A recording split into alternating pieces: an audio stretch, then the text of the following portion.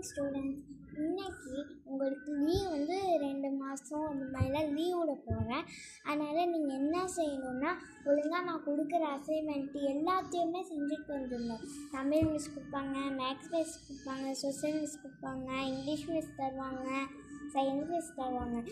5 subject மிஸ்ஸும் தருவாங்க. யாராச்சும் எழுதிட்டு வரல அவ்வளோதான். நானே சைன் போட்டு நான் உங்களுக்கு மார்க் போட்டால் தான் உங்களுக்கு ஸ்கூலில் உள்ள மார்க்கு செட் ஆகும். ஓகேவா?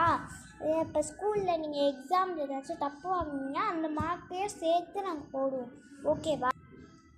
மிஸ் எனக்கு தந்திருக்காங்க இந்த புக்கில். இந்த எல்லாத்தையும் முடிச்சிடணும். ஆனால் வீட்டுக்கு போய் முடிப்போம். ஓகே? அப்பா வீட்டுக்கு வந்தாச்சு. ஆமாம், அசைன்மெண்ட் எழுதுமே. எழுது. ஆமாங்க. மிஸ், நான் அசைன்மெண்ட்டு முடிச்சிட்டேன் மிஸ். நான் அட்டெக்ஷன் முடிச்சிட்டேன். இருதா.